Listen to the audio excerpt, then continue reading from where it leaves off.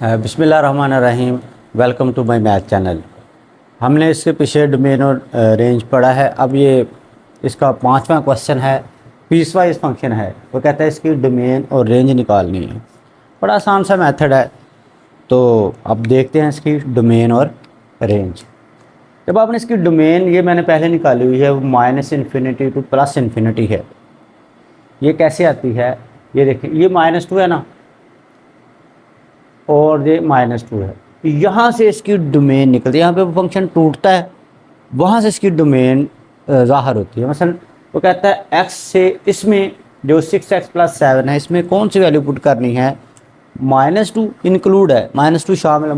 -2 से जितनी भी स्मॉल वैल्यू है ना, -2, -3, -4, सारी की सारी वैल्यू इसमें हम पुट कर सकते हैं। यानी कि -2 से स्टार्ट हो जाएं, बाकी -3, -4 जितनी भी आ जाती है, ये सारी की सारी -इन्फिनिटी तक।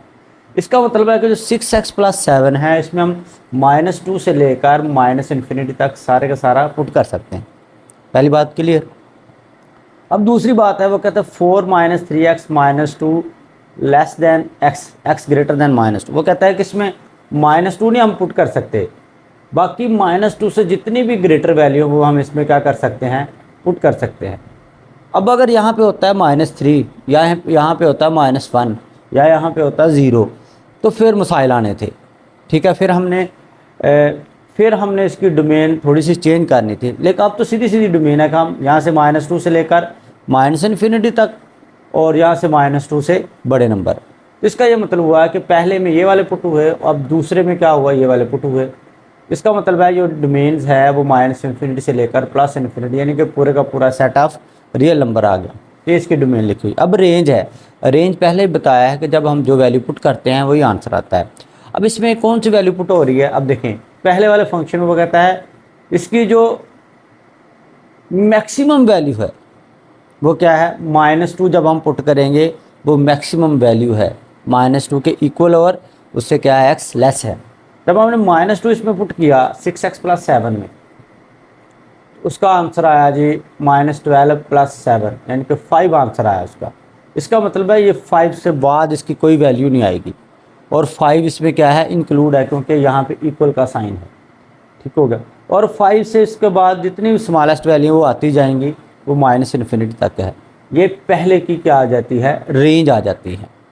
रेंज क्या होता है, वो आंसर जो हमने पुट करना है। अब दूसरे की रेंज है, वो कहता है -2 से बड़ी वैल्यू, -2 ने इसमें पुट करना। -2 हमें बताता है कि यहाँ से वैल्यू स्टार्ट, इससे आगे वैल्यू स्टार्ट होती है।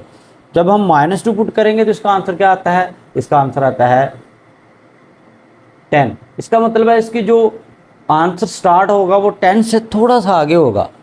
तो उसकी जो लिमिट है जो 10 से थोड़ी सी आगे शुरू होगी, तो इसका ये मतलब हुआ कि 10 इसमें इंक्लूड नहीं होगा, लेकिन हमें 10 से आगे वाला नंबर तो नहीं पता, इसलिए हम कहते हैं कि जो 10 है वो इसमें इसके आंसर में शामिल नहीं है, क्योंकि इस पर कौन सा इंटरवल है, ओपन इंटरवल है। और उसके बाद इसका आंसर कहाँ तक आ जाता है, +इन्फिनिटी तक इसका आंसर आता जाता है। जब हम कंबाइन लिखते हैं तो इसकी रेंज और इसकी रेंज दोनों का क्या लिख लेते हैं, यूनियन लिख लेते हैं। अब इसका है, इसका वैसे ही है कि यहाँ से 3 और यहाँ पे भी 3 है। अगर आपके पास ऐसे आ जाए, यहाँ से 3 और यहाँ पे 3, इसका मतलब हम इसमें 3 से कम नंबर पुट करेंगे, 3 नहीं पुट करेंगे, इसमें 3 पुट करेंगे, और 3 से बड़े नंबर पुट करेंगे। यानी कि फंक्शन -इन्फिनिटी से लेकर +इन्फिनिटी, इस फंक्शन में हम वैल्यू पुट कर सकते हैं। ये इसकी क्या है, डोमेन है, बिल्कुल ऊपर वाला। और इसकी रेंज क्या निकलती है, अब हम इसमें 3 पुट करते हैं तो इसका जो मैक्सिमम आंसर आता है वो 2 आता है। लेकिन क्योंकि 3 इसमें इंक्लूड नहीं है, तो हम कहेंगे 2 जो इसका आंसर है वो भी इसमें शामिल नहीं होगा। और ये कहाँ तक जाता है, -इन्फिनिटी और 2 के दरमियान उसकी वैल्यू आएगी। क्योंकि हमने जो नंबर पुट करने हैं वो 3 से लेस नंबर पुट करने हैं। 2 पुट करेंगे, 1 पुट करेंगे, 0, इस तरह से पुट करते जाएंगे तो हमारे आंसर बनते जाएंगे। लेकिन हमने क्योंकि उसको इंटरवल में बंद करना है, तो हमें ये नहीं पता चलता कि हम यहाँ पे कौन सा इंटरवल लिख लें। फॉर एग्जांपल x - 1 है, इसका आंसर क्या आता है, इसका आंसर आ जाता है जी x, इससे स्मॉल नंबर पुट करने हैं। स्मॉल नंबर क्या है, स्मॉल नंबर ये भी हो सकता है 2.999999, यानी कि आप बेशुमार 99 लिख सकते हैं। जब आप 2.9999 ये बेशुमार नंबर लिख सकते हैं तो इसका आंसर क्या आएगा, इसका आंसर पता नहीं क्या आ जाता है, मसलन कोई वैल्यू की लिमिट का ही नहीं पता कि हम इसमें कौन सा इंटरवल में लिखें। फिर हम कहते हैं कि क्योंकि यहाँ पे 3 दिया हुआ है, हम 3 पुट करते हैं। जब हम 3 पुट करते हैं तो 2 आता है। इसका ये मतलब हुआ कि 2 इसमें इंक्लूड नहीं है, क्योंकि यहाँ पे इक्वलिटी का साइन है कि हम 3 पुट करेंगे ही नहीं, तो 2 इसमें इंक्लूड नहीं है। और 2 इंक्लूड नहीं, और 2 के बाद का आंसर जो आएगा वो आएगा, उसके बाद -∞ तक इसके आंसर आते जाएंगे। और इसी तरह से 3 इसमें इंक्लूड है, और 3 सबसे स्मॉलेस्ट वैल्यू होगी इसकी, क्योंकि 3 से स्टार्ट होगा। तो जब हम 3 पुट करते हैं, ये 7 से इसकी रेंज स्टार्ट होगी और +∞ तक चलती जाएगी। तो ये जब हम इकट्ठा के लिखते हैं तो -∞ टू यूनियन 7 to ∞। ये क्वेश्चन था, इसका जो आंसर था ये थोड़ा सा बुक में चेंज है, तो आप इसको देख लीजिएगा। ये आगे क्वेश्चन है हमारा, वो कहता है g(x) इसके इक्वल है, और जो दूसरा क्वेश्चन है x² - 3x + 2 x + 1 x does not equal to -1। इसकी डोमेन निकाली है ये वाली, और रेंज ये वाली। अब डोमेन ये कैसे निकली है, अब डोमेन देखें। वो कहता है कि x does not equal to -1। सीधी सी बात है, अगर हम यहाँ पे -1 पुट करेंगे, नीचे क्या बनेगा, 0 बनेगा, फंक्शन अनडिफाइंड हो जाएगा। तो पूरे का पूरा सेट ऑफ रियल नंबर इसकी डोमेन है, लेकिन उसमें -1 नहीं होना चाहिए। इसमें इसने यहाँ से ही बता दी है। अब इसकी रेंज कैसे निकली है, अगर आपने रेंज समझनी है तो इसके हम फैक्टर बनाते हैं। x² - 2x - x + 2 over x + 1 जाता है x - 2 -1 x - 2 ओवर x + 1 जाता है x - 1 x - 2 ओवर x + 1। अब देखें, तो आपने इसकी निकालनी है रेंज।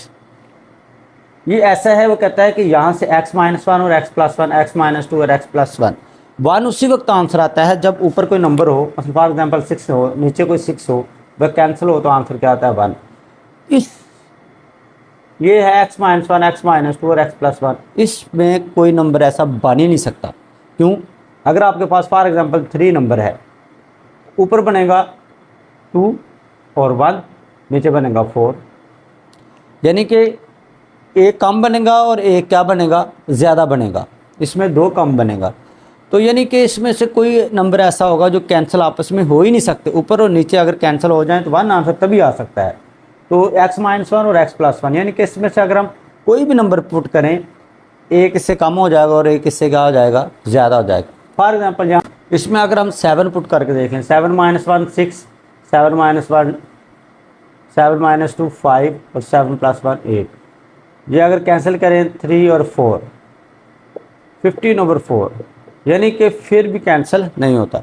तो जब हम इस तरह से नंबर पुट करते जाते हैं तो कोई नंबर ऐसा होगा जो कैंसिल इसको नहीं करेगा। क्योंकि जब भी कोई नंबर आप पुट करेंगे, इसमें एक इंक्रीज़ होगा, इसमें क्या हो जाएगा, एक डिक्रीज़ हो जाएगा, वो कैंसिल नहीं होंगे। इसलिए वो कहता है इसका आंसर 1 नहीं आएगा। अब दूसरा है x² - 16 x² - 4 x does not equal to 4। ये इसकी रेंज इसने दे दी हुई है। R से हम पूरा रियल नंबर निकालें और उसमें से क्या निकाल दें, 4। अब इसकी डोमेन चेक करें, x² - 16 x - 4 लिखें, x + 4 लिखें और इसके फैक्टर बना लें, और नीचे क्या लिखें, x - 4। जब आप इसको इसके साथ कैंसिल आउट करते हो तो आपके पास क्या आता है, x + 4।